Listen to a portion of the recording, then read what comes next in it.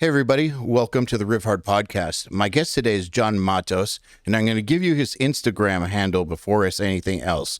It's Abiotic John, and you should go check it out so that this episode makes sense if you haven't heard of him. Anyhow, he's the guitar player for a band called Abiotic, but I really relate to him a lot because he kind of has a similar trajectory to me. His band Abiotic, they got signed, in 2012-ish. They were on Metal Blade. They did all the stuff, and it just did not work out. And they went on hiatus in 2016, reunited in 2019. But parallel, at some point, he figured out how to work the social media content game with making some really actually hilarious guitar videos, and that blew up. Like, it literally blew up. I was just looking at his page, and like one of his videos has 10 million views, and he's like really done great for himself, making videos that are, they're like extreme metal, and they're hilarious, and they're really cool. And anytime someone has figured out how to make things work, even when other things they've done have not worked, not thrown in the towel, I respect that. I relate to it, and I want to learn about it because I've seen so many people quit when the initial thing they try to do doesn't work out. I am a lot more interested in talking to the people who have had something not work out the way they wanted. They tweaked, they figured it out, and then things worked out way bigger than they had ever anticipated. Well, that's his story. Let's get into it. Mr. Matos, welcome. Mr. Eyal. I need to make sure I'm pronouncing your name right too, right? Dude, no one pronounces my name right. It's Okay. close enough. I have heard some weird ones like Airmel. Oh, throwing some M's in there. Nice. Yeah, like I actually, on my Uber app, I'm Jack Smith. I bet. And at Starbucks or whatever, I just go by Jack just because I'm sick of it. And you know what? I feel like it makes other people uncomfortable to mispronounce a name. So that's fair. we're not going to become friends anyways, right? Like, we're only interacting for that one brief moment in our lives. Let's just make it easier. My name's Jack. The end. If you're a regular at a coffee shop, they should, But I'm not. Give me your real name. Okay. I'm not. But yeah, so like the way you pronounced it was fine. Cool. It's fine. So you're in New England, you were just saying. I am. Yeah. I'm in Connecticut. Why did I think you were in Florida? I am a Florida boy. So born and raised in South Florida, but I've been in New England for like 7 years now. Same reason you probably thought I was in Florida. We just didn't know. Why'd you leave? Yeah. My leadership career. So like my full-time, like outside of music gig, I ended up moving up to Boston to manage a restaurant. And that just wasn't happening in Florida, or they moved you, or? Yeah, they asked me if I wanted to move from Florida to Boston to take like a manager position. Man, I used to live there. How do you feel about Boston? It's cool. Like I lived just outside of Boston, so like 20 minutes outside of Boston. It's expensive. Downtown's nice though, and like it was great living so close and having so many shows come through the area. So being from Miami, metal shows are few and far between because it takes so fucking long to get there, and you have to hit Orlando and Tampa for the most part if you're coming down that way to like Fort Lauderdale, Miami area.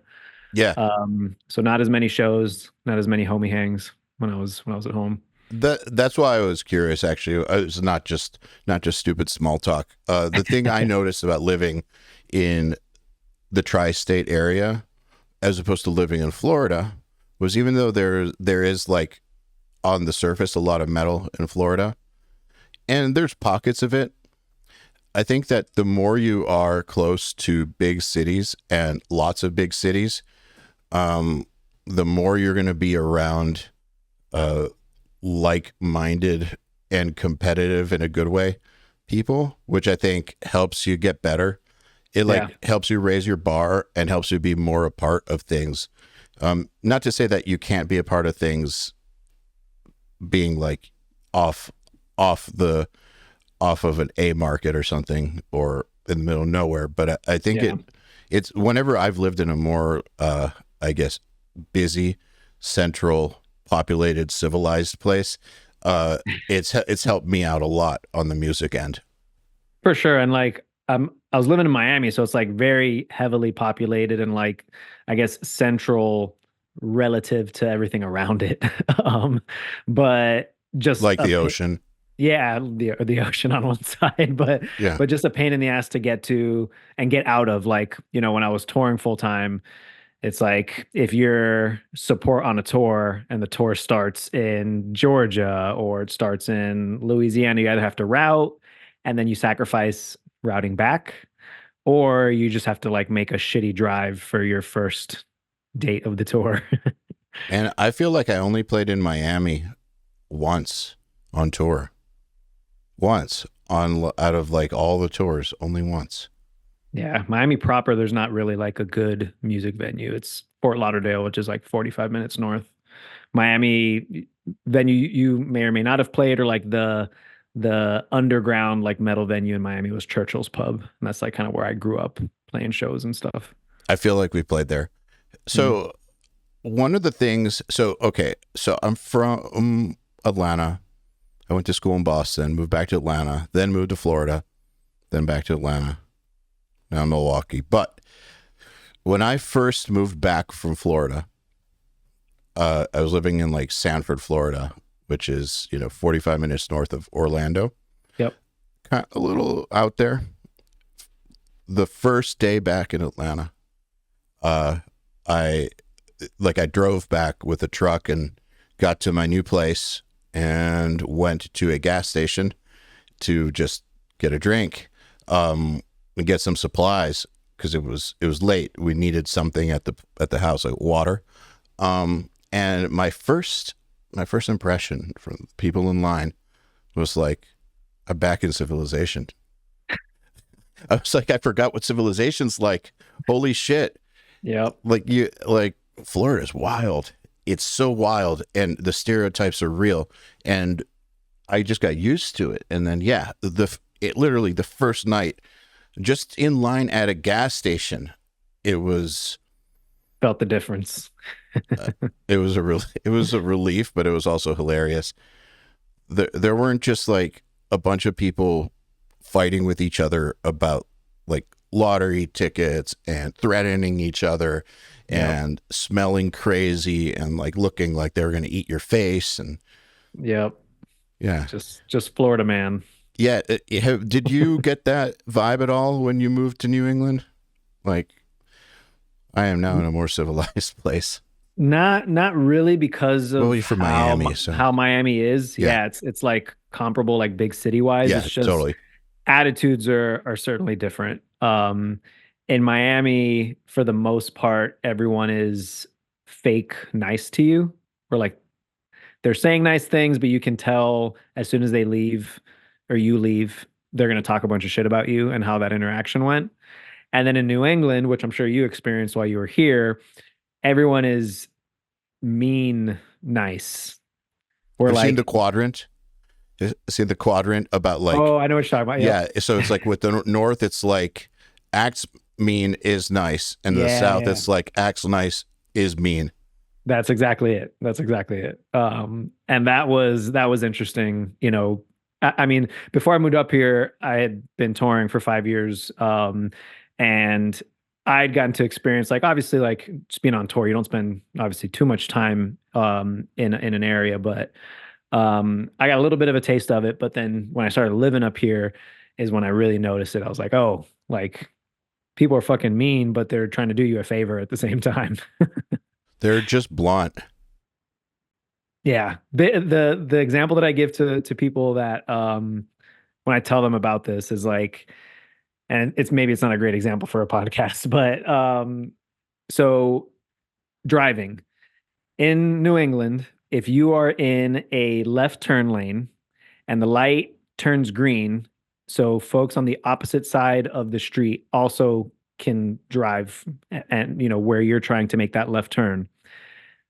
The folks that get that green light will wait for the first car to make a left and Okay. allow that first car that's been waiting to make a left before oncoming cars Yes. do the thing.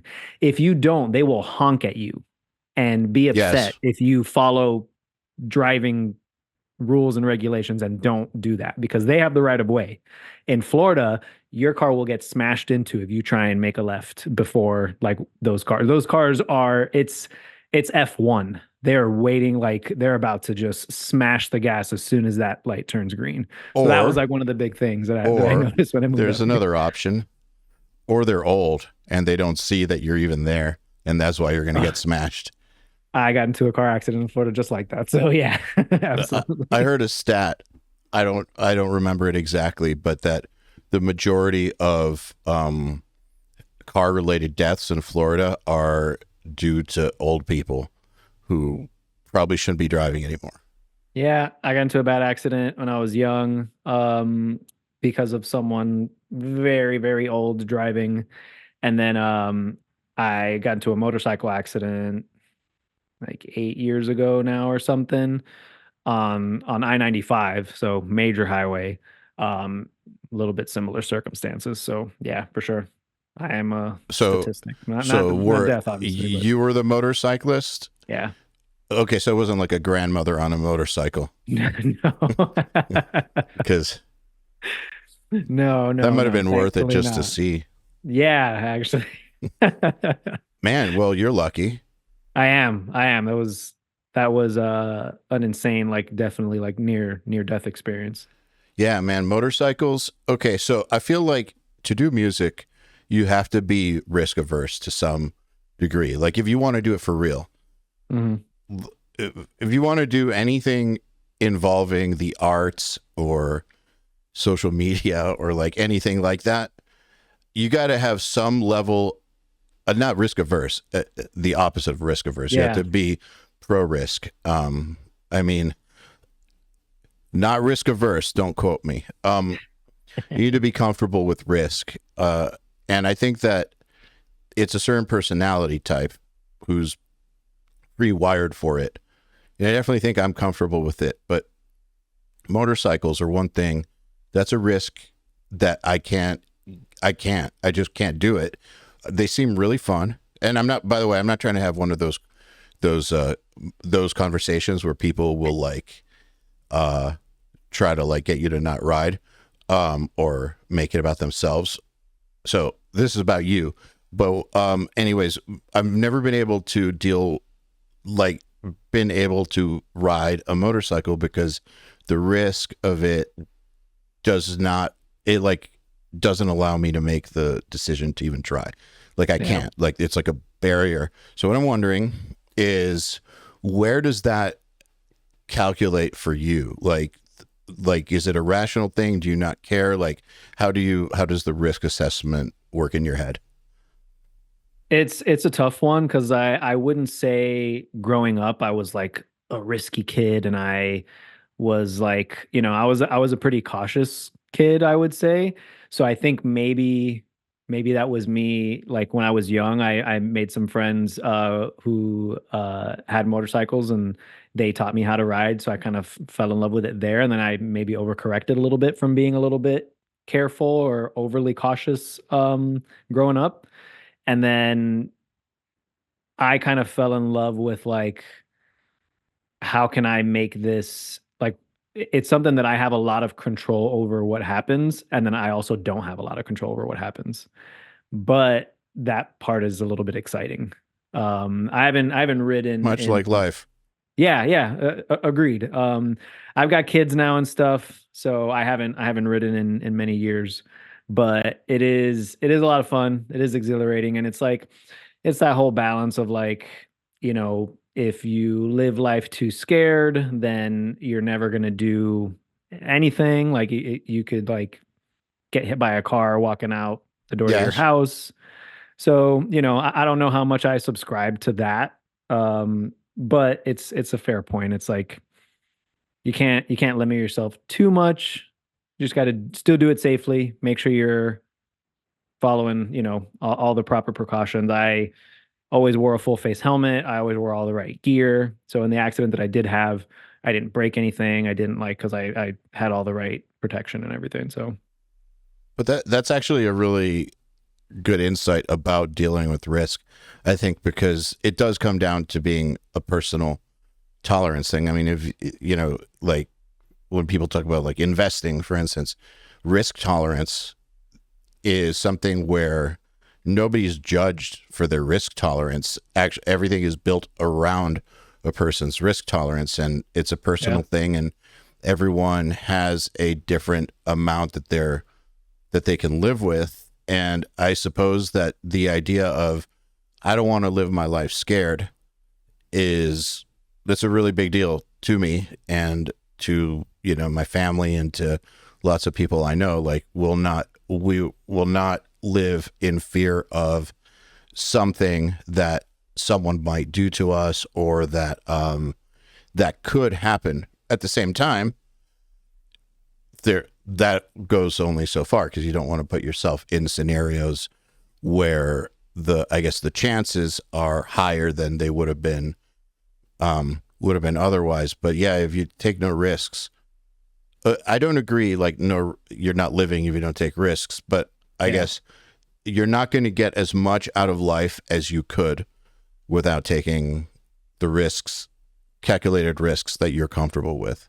Yeah, the risks that you think are worth it, right? Like if you're not interested in motorcycles, if it's not something that's like I don't give a shit about like going fast or like any of that stuff, then it's like, okay, cool. Like your risk is probably going to fall somewhere else. Um and but if that's something if you're like, "Oh, all I've ever wanted to do my whole life is ride motorcycles, but I'm too scared." It's like, well, maybe you should figure out like more of a controlled environment and like do that thing.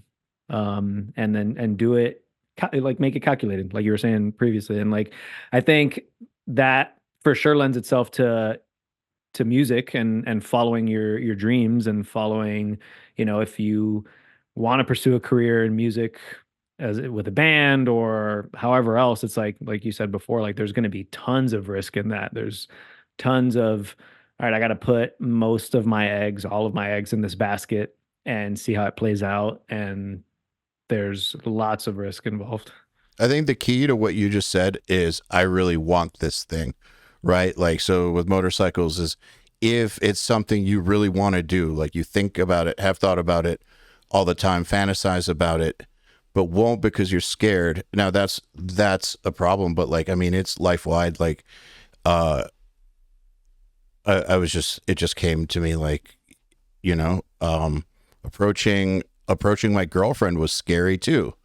Like, getting rejected is a risk. Like Yep. asking asking Krim to be in a band was scary. Like it putting out a new song is scary. Like quitting production is scary. Like anything anything that is a that has a good outcome but that will create a change in your life comes with risk. And I guess it just depends how bad do you want that thing. And I don't mean it in like a grit sort of way, like how hard are you willing to work? It's more like Yeah. Mm-mm. what are you willing to lose in order to try to have this thing possibly happen? Because if you don't try, for sure it's not going to happen.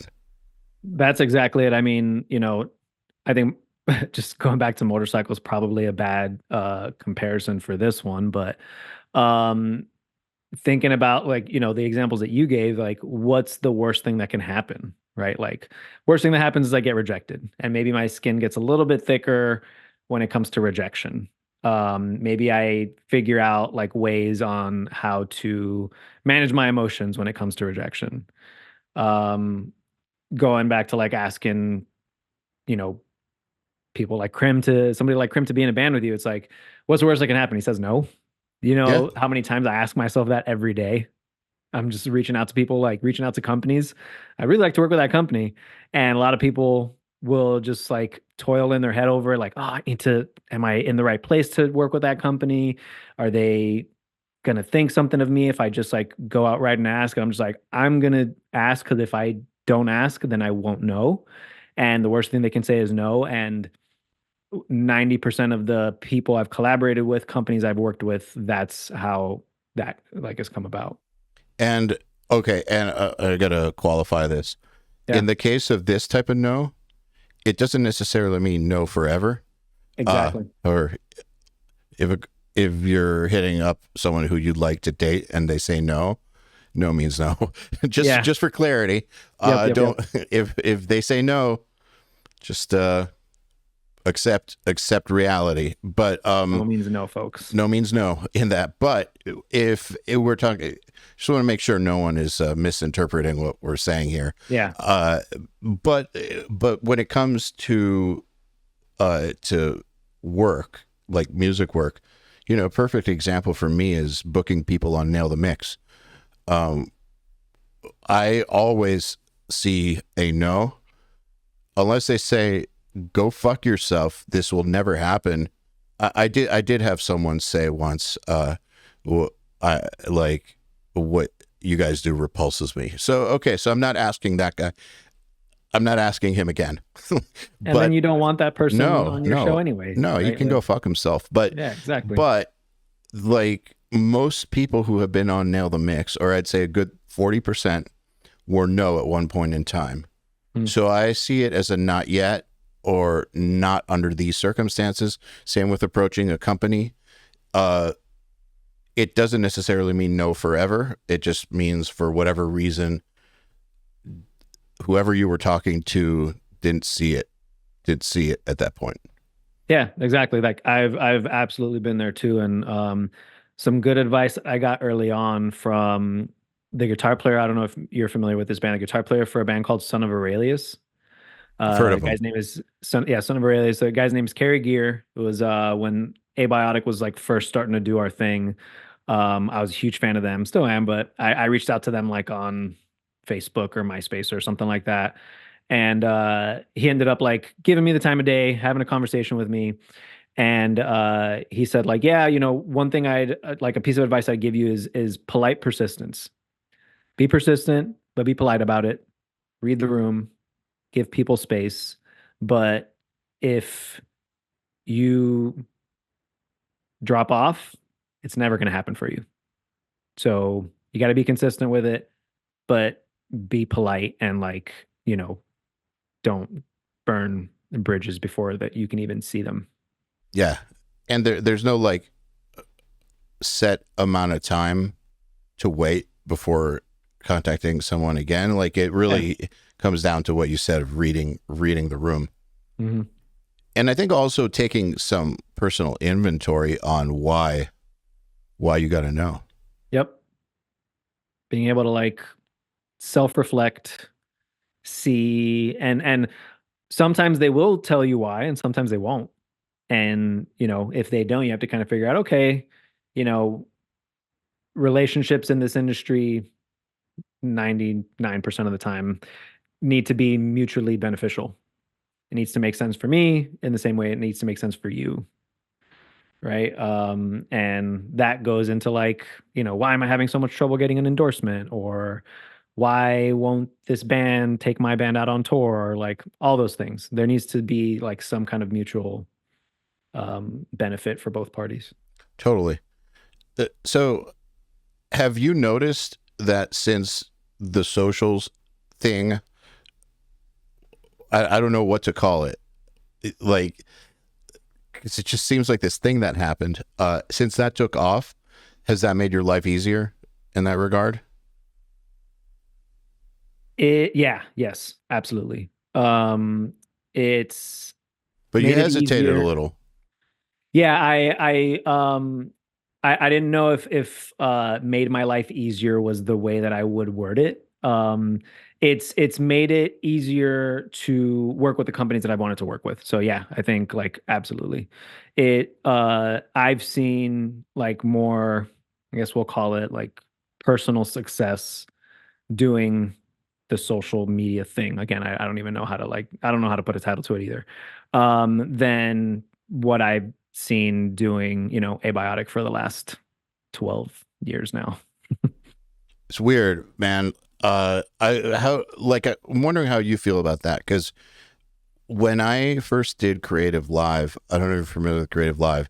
That was what I did right before starting URM, but Mm. it was an online education platform, and uh, my best friend started the audio channel. I did him a favor because he didn't know producers, so I did his first audio class on there, an easy drummer class. I thought Cool. it was going to be super cheesy. Didn't want to do it. Did it for him. Like I helped him like pitch the class to the higher. I mean the channel to the higher ups and everything. However, it went better than like anything else I had ever done till that point. It went better for me than the band had done. It went like better for me than my production had gone. Like it was the first time ever that something just worked, like right out the gate. And it was like this this is what worked. Like after all this, like this is what, okay, I'm gonna roll with it. Fuck it. But it was like not lost on me that like the amount of work that Doth put in before the hiatus to like basically beat our head against a brick wall for years and years and years and years, and then suddenly I do this online easy drummer class, and it's like boom. It was like, okay, that's not what I had anticipated or hoped for, but I'm gonna go with it. So what about you? Like in your in your case, like how do you feel about that? Yeah, I think like you and I had a pretty damn similar experience there. So, with Abiotic, we got signed in, so we formed in 2010. It's like a local band out of South Florida. Got signed in 2012. Did our first tour end of 2012. And then around 2016 is where we went on our hiatus. So we've got a similar trajectory there Mm-hmm. too, because like we were grinding, touring, out a month, home a month, out a month, home a month, Yep. and just, not like barely breaking even, honestly, like not even coming home with money, just barely breaking even, Mm-hmm. putting money back into the band. And then and that's when we were signed with Metal Blade and we had a manager and we had an agent. So like me as like a young, 20, my early 20s, and like all my dreams had like in basically come true. It was like Metal Blade sent me an email out of nowhere. I just woke up, got to like sat down on my computer one morning, and Vince over at Metal Blade, shout out to Vince. He's still talk to him all the time. Shout out Vince. He's awesome. Yeah, he he was like, "Hey, what are you guys doing? Are you guys ready to tour?" And yeah, then a few months later we were signed. And so, I thought like we had everything that we needed and we were going to be huge, and all we needed to do was like grind. Just do every single tour that got offered to us, just be road dogs, and it was going to happen. And it didn't. Like we did all that stuff, had member issues and all that shit that comes with it, that I know you're familiar with too. And then it didn't. So we had to kind of like look at ourselves like, okay, we invested, everybody here invested so much into this money, time, energy, like we just like couldn't do it anymore. So we technically we broke up, call it a hiatus, because we like ended up getting back together in 2019. Um and that's where it was like I was able to establish a career for myself outside of music. That's when I was living in New England. And I was like, you know what, like let's see what happens. Like we'll just make some music. We'll see if we do some shows. Maybe we'll do a tour. Maybe we won't. Like let's just kind of like I got my shit together now. My life is a little bit like my life makes more sense right now than it did. So let's just see what happens. So we put out a single. Single did pretty well. Played some shows, but still I feel like did not hit like I was hoping we would have. And through the whole time, I'm a very much of like my mindset is like evolve, adapt, overcome. Like what I need to make sure I'm checking off every single box on like, did I do everything that I could to make this happen? Did I turn her over every corner? Did I lift every rock? So, and that's when, like, obviously, content and social media and everything has become more and more prominent and more and more prominent. And like, I saw the tide kind of turn. I saw when bands were so anti content, anti pushing social media, anti like, oh, that's like, they were like too cool to do it. Mm-hmm. I had like people who used to be like, hey, could you not tag me and stuff? And now it's like, oh my God, can you please tag me and all this stuff? So it's funny, like watching how that like that shift happened. But that's basically where I was at when the social media thing like started to take off. I'm constantly like, what can I be doing to point people back to the band? What could I be doing more or better to point people back to the band? And that's where I saw this drummer do some drums over some guys screaming about the first video I did was it's a guy screaming about syrup being pulled off of pancakes. It's like the syrup almost looked like plastic, and like the someone in the video is like pulling the syrup off the pancakes. Dude is screaming, "Don't unsyrup my pancakes!" And he does this big no. And if you watch my stuff, you'll recognize him. But a drummer did like some sick like death metal drums to it, and I was like, "Oh, it'd be cool if I like did some guitar to that. Like, why not? Let's see what happens." And that like I don't know, it went viral. Like that got like millions of views.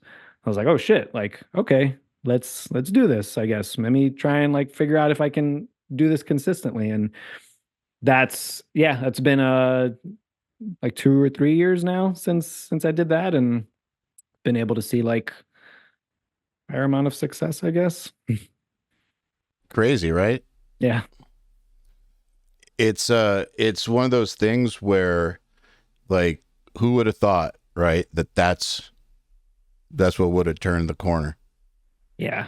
Yeah. That's it. That's exactly how I feel about it too. And it's like now I'm having a lot of fun, because of it, working with companies. I help with like product launches, collaborate with other creators and stuff. I still just do my like dumb videos for fun. So I have like fun doing it.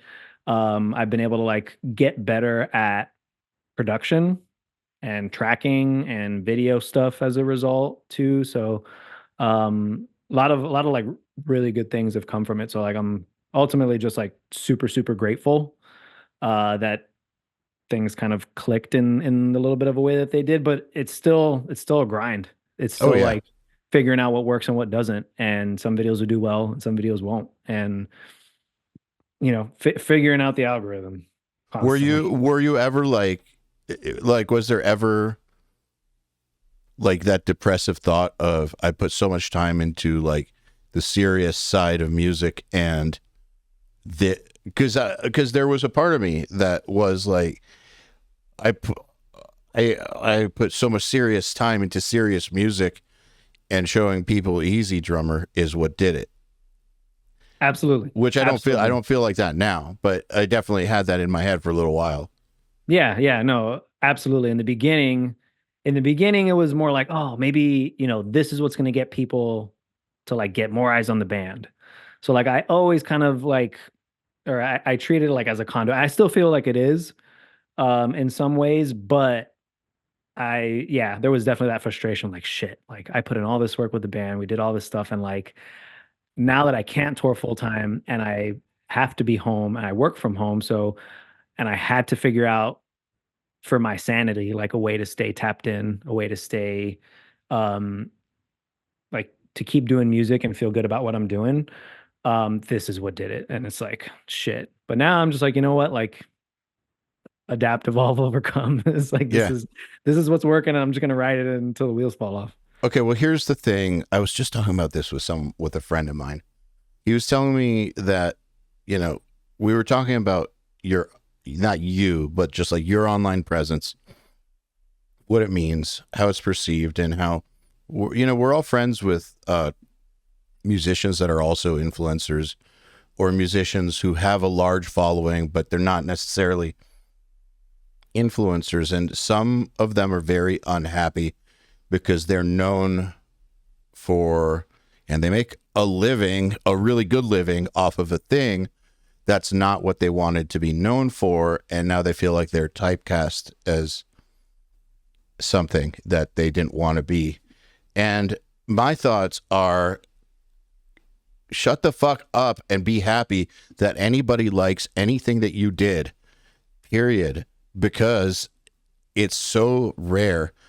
Like, you can't decide what people are going to like. You don't get to decide for the audience. The audience is going to like what they like. They're going to spread what they spread. And for people to like anything that any of us do, to connect with any of it, find value in any of it, it's already a miracle in and of itself. If you just look at the odds, the odds are that no one will like anything you ever do in your life ever. That's the odds. So you can't, like, to be able to like say, like, best case scenario, Slipknot or something, like you ended up starting that band. Cool. But that's just like not reality for just about anybody. It's like winning the lottery, basically. If the primary thing that you wanted to do ends up making you a millionaire and you can do that thing forever, well, fucking sweet. But that's just like not something that anyone should bank on, in my opinion. And you kind of gotta, like, I think you just kind of got to accept at some point that if you find a way to make this music thing work and you choose to reject it because it's not like the perfect thing or the ideal thing, then that's on you, because something was working, like music was working, and you decided that it wasn't, but it was. Yeah, I agree with you 100%. It's like, if you love music and you want to do music with your life, you've got to, like, figure out a way how. And it can't, like, you can't pigeonhole yourself. It can't just be one avenue.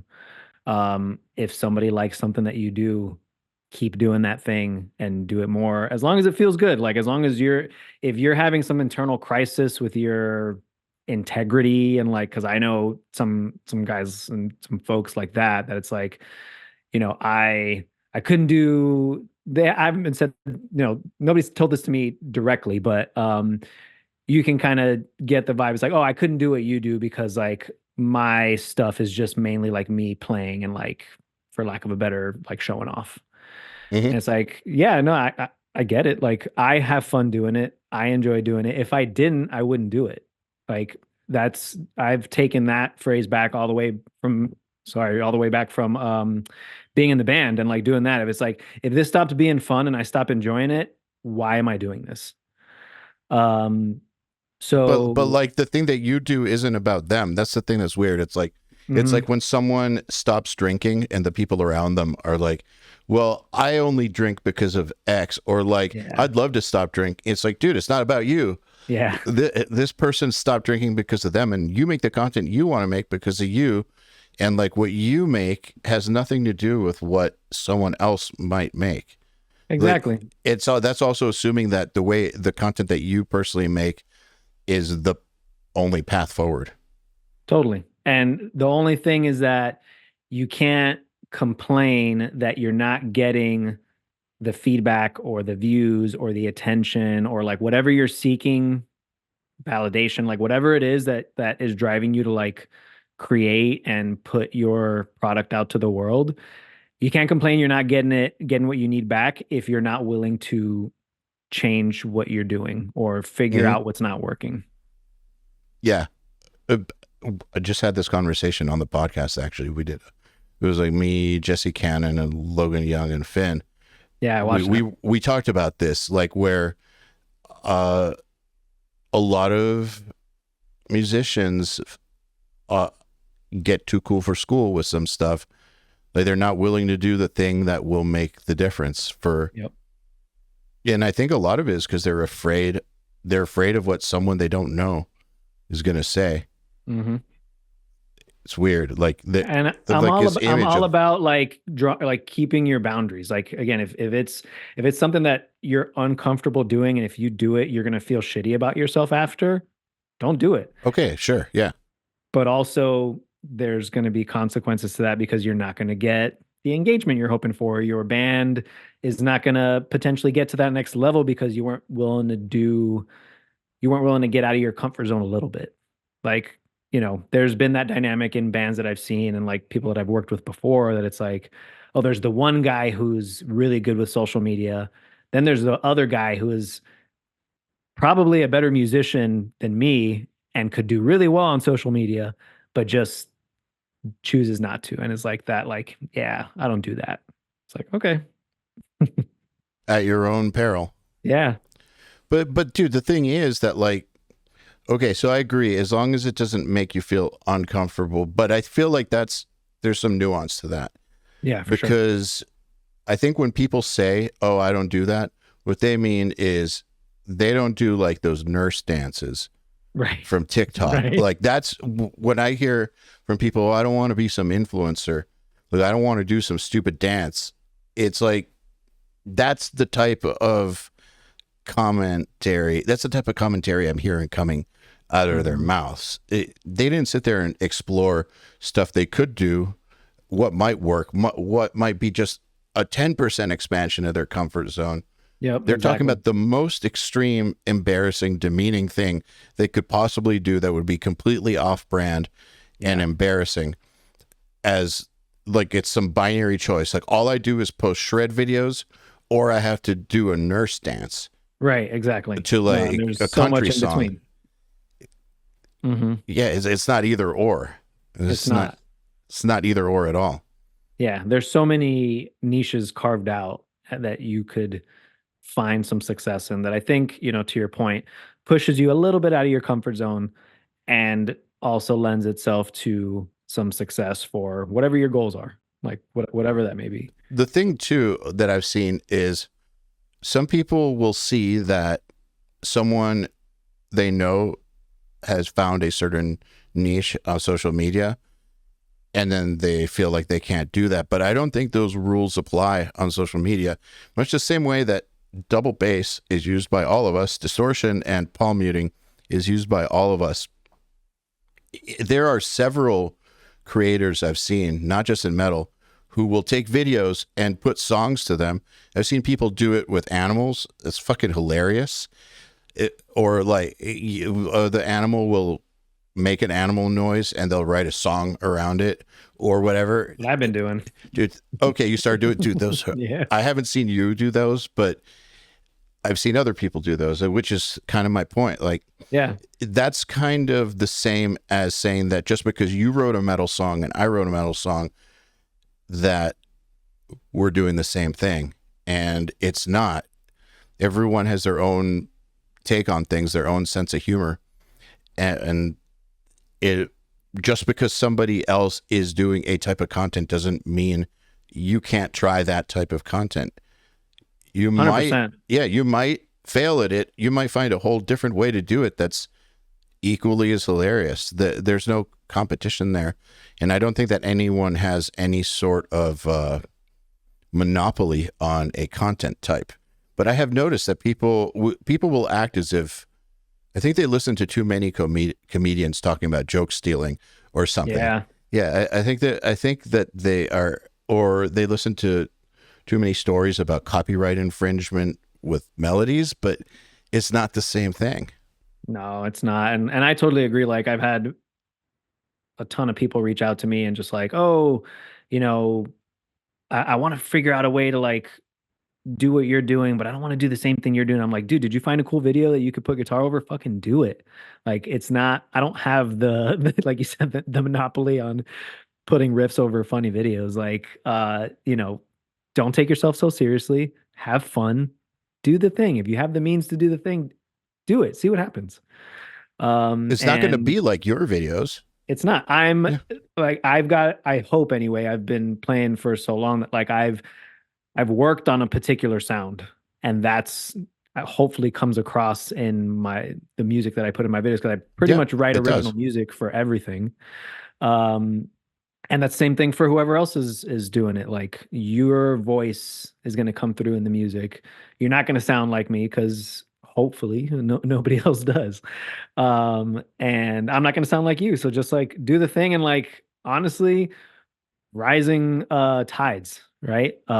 If your video does well, maybe algorithm says, oh, now all these people are really into guitar videos with funny stuff on it, and then they'll show them my video or show them someone else's video. And like it's everybody wins. Yeah, but I think it just goes back to people making excuses for not just getting started. Yeah, that's absolutely it. Like getting getting over all of those initial feelings and like reasons that you're telling yourself why it's not going to work, and then your first video doesn't do well and you're like, oh, I knew I shouldn't have done this. It's like, no, you gotta just keep doing it. Be consistent, make sure you're having fun, make sure you're uh putting stuff out that you would watch. Would like ask you like, would I do I enjoy this? Like, would I watch this if someone else was doing it? The answer is pretty much yes, and like do the thing. How long did it take before um I know it sounds like it was pretty quick, but how long was it before a video you made actually took off? So I've been posting videos just of me playing for I don't know, a couple years or like several years. But it was really just like riffs and shred or abiotic riffs and really just like specific band stuff. And then it wasn't until I started to like, okay, how can I get a little bit more creative with this? Is where it started to like materialize more. But that still took time. Like that first video, collab video that I did hit, and then I'd do some other stuff in between and it wouldn't. And then I was like, okay, well, this is not working. So maybe I need to try and do another collab video. And I got very lucky that the drummer, and then eventually the vocalist who were in that first video were cool enough to like collaborate with me, like kind of let me jump on their videos, put guitar on, and then they accepted the collab and they had like hundreds of thousands of followers already. So that really gave me like a springboard, and you talk about it in that episode with Logan and those guys. But um yeah, collaborating and like not being shy to reach out and be like, hey, I love what you guys do. I'm gonna do this. If you'd be cool to collaborate, that'd be awesome. If not, that's cool too, but I'm gonna do it. Yeah, that's with collabs on socials, I think that whether it's a collab where something as simple as we are posting a clip out of somebody's Nail the Mix episode and they can accept the collab or not, we'll ask, and no pressure, to like actually creating something together for the collab. There's even with that, there's a broad spectrum there of possibilities of how you can collab with somebody. Like it doesn't have to be something where they have to do a ton of work. Mm-hmm. Not necessarily. Not really, especially like if I'm doing, for the remix videos I do, I grab everything, I do everything. So it's really just like, hey, you're in the video. This video is probably going to get a lot of views. It's in your benefit to collab with me. Yep. And if we, and it's in my benefit to collab with you. Goes back to like that mutual benefit thing we were talking about earlier. And yeah, that's where I've seen like a good amount of success, and it's fun. Like you get to work with other creators and people trying to do what you're doing, and it's just trying to lift each other up. I think Everybody's out here trying to do it. Jason Richardson, if I remember correctly, do you remember the Jordan, like when there was one of those videos where he was playing on top of a Jordan Rudess thing? Does that ring a bell? I want to say it does. But it doesn't. Sounds like it doesn't. Not specifically, but I know Jason does a lot of cool stuff like that, and me and Jordan are buddies, and I love Jordan and like all of his social media stuff, and we could do an hour on just like how incredible Jordan is and everything that he's doing. But genius. But genius. So Jason, I'm like 99% sure about this. Jordan Rudess did some duet with somebody, and Jason, because he's Jason, just said, fuck it, I'm going to add a guitar. Yeah. And then just made his own video with their video and posted it. And that went viral, and that created a relationship. But he didn't even ask them. From what I understand, I could be wrong, he just made it on his own. Yeah. And that brings me back actually to something Doth did back in the day, which is a very similar concept. Different scenario, different era, but the same idea. So remember Betcha Can't Play This? Yeah, I don't know if they still make those or not, but I think they do, but I watched them religiously as a kid. okay, yeah. So Betcha Can't Play This. That was so when Doth first came out, it we were not like the guitar aspect of the band was not very highlighted for whatever reason. Like the label PR department didn't want to push that, which was I never understood why. It's like we had Eyal in the band, who was like the best guitar player, one of the best guitar players in the scene at the time, and like, why are we not pushing this as a guitar band? We want to be in Betcha Can't Play This. Like, we should be getting guitar press, and no dice.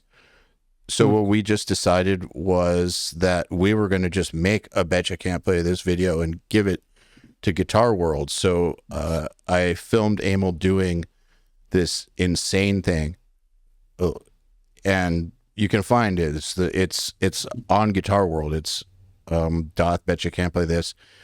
Not the one where we're at their studio. It's the one where he's standing up at his old apartment, and I'm filming it with some shitty 2008 camera. But anyways, he put together some lick that was just insane. Like, and we made them a Betcha Can't Play This video and had the publicist give it to them and just like, here you go, freebie. You don't have to film it. You don't. Sick. And then That's they a great accused idea. they accused us of speeding it up. It's not fucking sped up, dude. It was not sped up at all. But then they did post it, and then we got to make real ones as a result.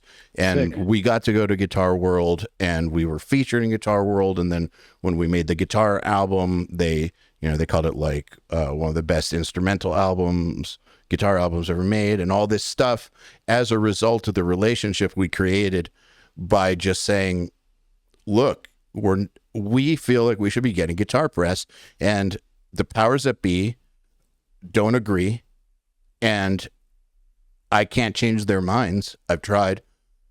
So we're just going to make this happen. Yeah. And Carve it out for yourself. carve it out. Yeah. So yeah, we made the video and we gave it to them. And I think that it's very similar to the Jason Richardson thing of he wants to be at that point in time. He wanted to be, this was like closer to when his first solo record came out. Okay. He was already well known, but I feel like there was a moment still where he wasn't quite totally respected yet as God. Like he wanted people to, hold him in a higher, like see him up there with that top tier, which he belongs in. Absolutely. So he just made that video, from what I understand. I could have the story completely wrong, but I'm 99.9% sure that's how it went down. And sometimes you just have to bend reality to your will. Yeah, I mean, I do it all the time. With the videos that I do, if I don't know who's in the video, I invite them as a collaborator. I'm like, hey, you're in this video. If it's somebody famous, if it's somebody popular, if it's somebody not popular, you're in this video. Come along for the ride. Do you ever get a no? I will get like ignored, like, they won't accept the collab or like they won't respond to anything or like, and that's okay. Some It's people fine. some people have like where if they're not following you, they don't see your message. I'm like, that's okay. But, who knows? You know if Yeah, you don't try. exactly. That is awesome, man. I was so glad to have seen that work out for you. It made me really happy to see, because I remember when it first started happening, and I had a feeling that it was going to work out, but like I watched it kind of every step of the way because I was really curious. I was really, really curious to see if you were onto something, because it really seemed like you were. And And the thing about it too is that I wish people would realize is the stuff that we're talking about doing, like put a song to something that's there, take a video where someone plays something and play to it. It's not low effort. Like, you have to make the effort to do the thing. Yeah. But it's definitely at a whole other level of effort than having to come up with a storyline, film, like learn how to film shit that's in action. Like, you see some social media videos where it had to have been storyboarded. Yeah. And there's an actual storyline and a script, and it's like a short movie. It's a 60-second movie. Like, again, you don't have to think of the extremes. Like, if you're a musician, you have a way to film yourself, you can play, you can take a video of someone doing something with music and play to it. And then you're just doing the thing you already know how to do. Exactly. And like I mentioned before, like you're gonna learn to improve on it too, because you're gonna like look at your video and you're gonna be like, well, shit, like how my lighting's not right. How can I get better with lighting? How can I get better like with the way this video looks? How can I get better with tracking? Because like I don't like how this sounds. I don't like the mix. How can I get better? How can I get my video just to sound better overall? There's so many like little things that, and then all those skills lend itself to whatever else you want to do. But to your point, as far as like effort goes, it's 100% that, and it's my videos that have performed the best have taken me the least amount of time to do. Why And do it's you like think that is? Because I hear that a lot. Yeah, I don't know. Honestly, like I haven't put my finger exactly on why. But I think like the more time and effort you're putting into something, you're trying to make it too polished. You're trying to make it too, like you were saying before, cinematic, whatever, and the algorithm's not a huge fan of that kind of stuff for the most part. Um, so if it looks really, if it, still looks really good, still sounds really good, but it's not a big, overly edited, overly like kind of thing. That's why I think they perform better than some of the more overly edited stuff. And like I've been in a situation where like I really want to do this thing. Like I've been doing like collaborating with some guys and doing remixes, like heavy renditions of like pop songs. So I did like one for Rihanna's Umbrella. My daughter loves that song, and it's a banger, and it's fun to do. But I was doing it and like spending a lot of time on like the guitar parts and like making the edit look cool between me, the vocalist who was on it, the drummer. And I was like, Like a music video. a little bit. It was like a minute clip we did, or like the chorus of the song. But I was like, this is just one that I'm doing because I'm having fun doing it, and I love it, and I know it's not going to do like as well as I wanted to, and it didn't. It did okay, but like it was more fun, and I felt it while I was doing it. I was like, this is one of those ones that like it's taking a little bit of extra work. I'm mixing vocals right now, which I've never done. I don't know that this is this is gonna perform super well, but it was fun. So it's like, who cares? Some videos aren't gonna do well. Did you have fun doing it? If I can check the box, I'm cool. The fun part matters because it translates. It translates into how people consume it. Like, they can Yeah, tell. for sure. They can really tell. So with all this, how much time out of your week does this consume? That's a great question. It's another point that I wanted to make on here for anybody listening, trying to do a version of what I do, or like whatever you want to do. Is like, you don't have to put all your eggs in a content creation basket, or you don't have to like give up your whatever else. Like I have a full-time job that I do, and I have two kids. So And a band? I and a band, right, which I obviously forget. But yeah, so I carve out like, I don't know. I try and give myself days off in between. So probably I'm maybe give you a schedule like Monday, Wednesday, maybe Friday, sometimes Sunday, depending on if I have like things that I need to actually like I have deadlines on to turn in. But an hour or two on those days, roughly. So like anywhere between 4 to 8 hours a week or something. That's it. That's it. And sometimes not even that. Like if I'm feeling burnt out and I'm just like, you know what? Like I'm not really gonna put out a bunch of new stuff this week. I'm gonna work on one or two videos this week, and then I'm gonna spend the rest of the week reposting old stuff and see how it does. I do that. So how much new stuff do you aim for, like in a best week, ideal week? Like 1 to 3, Hmm. depending on what it is. If it's just like a silly meme video, like I don't put a ton of pressure on myself for those. Like I just kind of do them as they come and as like to try and have some fun. But as I've done more like product videos and like mixing up different stuff, not just doing the meme videos, but doing different kinds of content, and working with companies and, as I'm getting paid to do, things with companies and things like that, that's where I kind of have a little bit more of a consistent content schedule, and try and do like, yeah, I'd say about 3 or so. That makes sense. I think. I mean, you could get by on one a week Yeah, if people really, really like your stuff. But if they, but I feel like from what I've seen, it's hard to get traction with that amount. it is. Yeah. I even now, I will post every day, even if it's a repost, even if it's because it doesn't how long does it take me? 5 minutes to find, if I go back into the back catalog that I have now of like, I don't know, like a couple hundred videos at this point. So that's another like thing. And I don't remember if you covered it in the video, or in your last podcast with Logan and those guys, but not being afraid to repost, not being afraid to test times and days and like what Hmm. works best and what doesn't. And you might get like oh, is this a repost? Yeah. So, Okay. or you might get like someone who has seen the video already and thinks the algorithm is just feeding it to them again, because that happens all the time.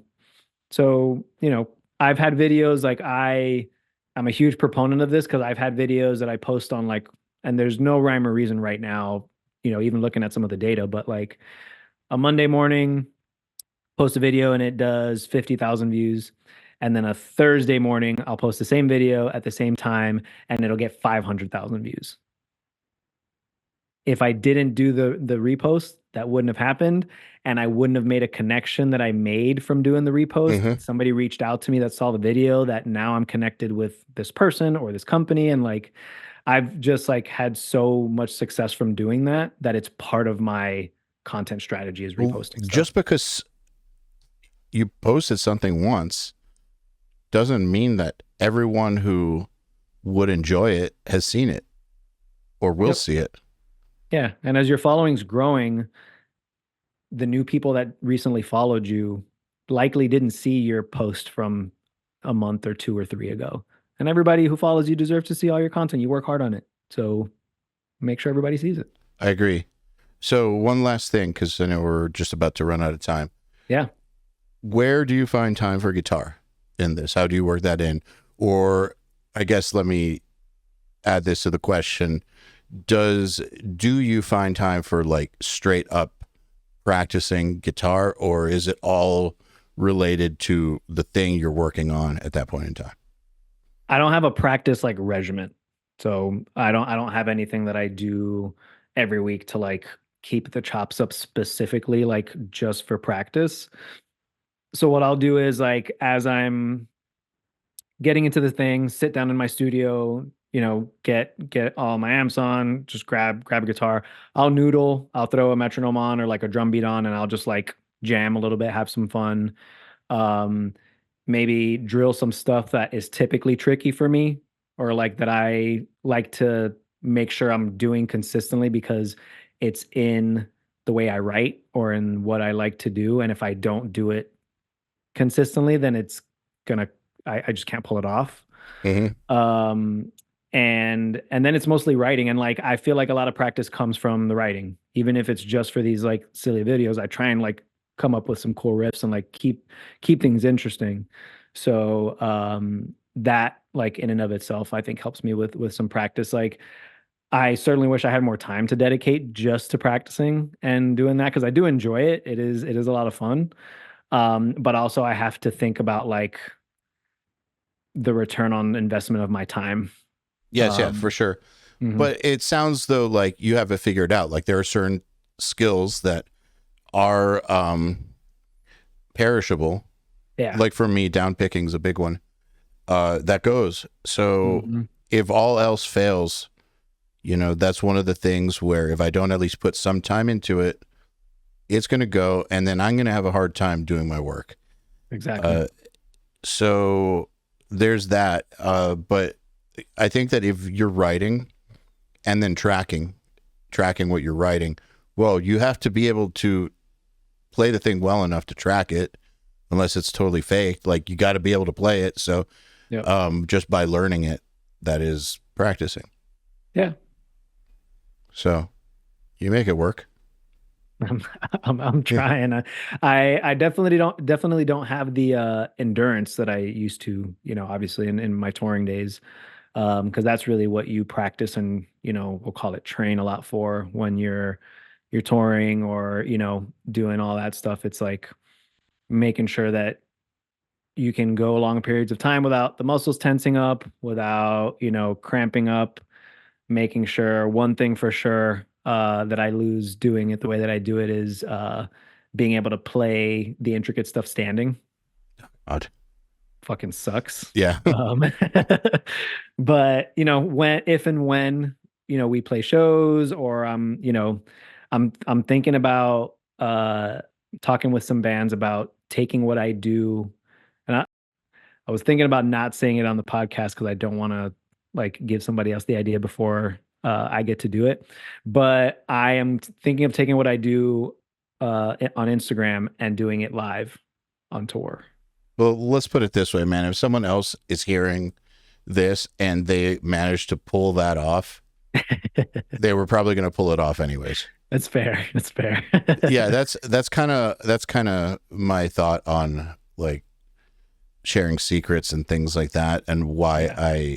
why in the early days of URM, when people were against coming on, I'd be like, I don't want to share these secrets or take food off my own table. It's like, bro, you know that if someone is going to get good enough to take your work, you like one of the top mixers on the planet in the history of metal, they were going to do it anyways.